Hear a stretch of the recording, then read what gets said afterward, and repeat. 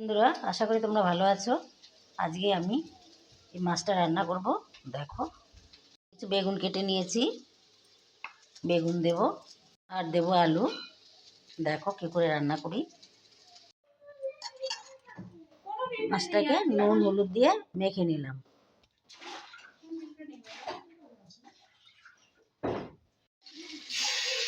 মাছটাকে আমি ভেজে নিচ্ছি।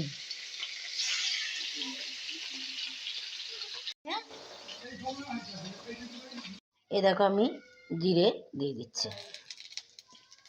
দেব পেঁয়াজ। এবার দিয়ে দিচ্ছি আলুগুলো।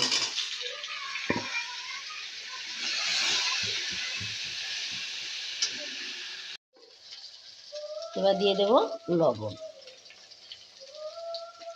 আর একটু পরিমাণ মতো দিলাম।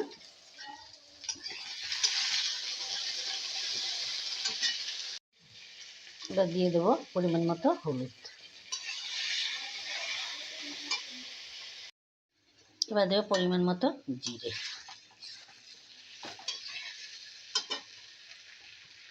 দেব পরিমাণ মতো লঙ্কার গুঁড়ি। দেখো বন্ধুরা, আমি বেগুন দিয়ে রান্না বলে আমি লঙ্কাটা একটু বেশি দিলাম।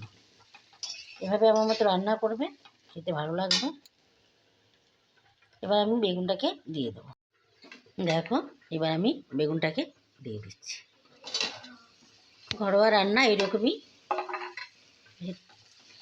এভাবেই রান্না করবে। বেশি তেলও দিলাম না, পরিমাণ মতো সব কিছু দিয়ে দেবে।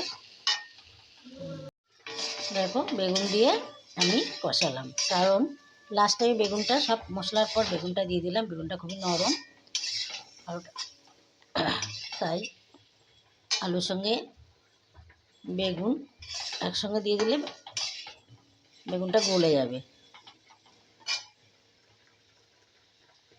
এবার আমি জলটাকে দিয়ে দিচ্ছি।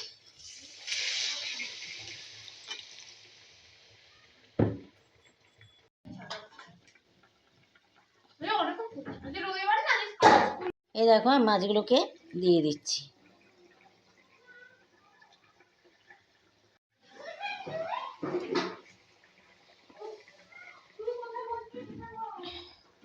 দেখো, আমার মাছটা দিয়ে এলাম। আমার রান্না শেষের দিকে কাঁচা লঙ্কাগুলো লাস্টে দিয়ে দিচ্ছি, তাহলে আমার একটা সুন্দর কাঁচা লঙ্কার সুগন্ধ বেরোবে। তারপরে দিয়ে দিচ্ছি ধনেপাতা।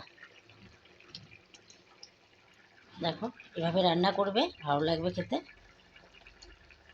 তোমাদের একটা কথা বলে দিচ্ছি, আলু দিয়ে বেগুন দিয়ে যখনই মাছ দিয়ে বা কিছু দিয়ে রান্না করবে, আলু আর বেগুন একসঙ্গে কোনোদিন কষাবে না, কারণ আমার বেগুনটা গলে যাবে, বেগুনে কিছুই পাবে না। দেখো, আমার সব বেগুনগুলো গোটা হয়ে আছে। এদিকে আমার রান্নাও শেষ, কিন্তু বেগুন সিদ্ধ হয়ে গেছে, সমানে সিদ্ধ হয়েছে আলুর সঙ্গে। বেগুনগুলো একটাও ভাঙেনি, কিন্তু ভিতরে সিদ্ধ হয়ে গেছে।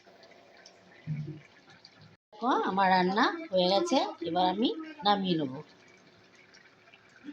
এই দেখো কি সুন্দর লাগছে। দেখো, আলুর সঙ্গে বেগুন দিলে একদম বেগুনে কিছু খুঁজে পেতাম না। এভাবে রান্না করবো।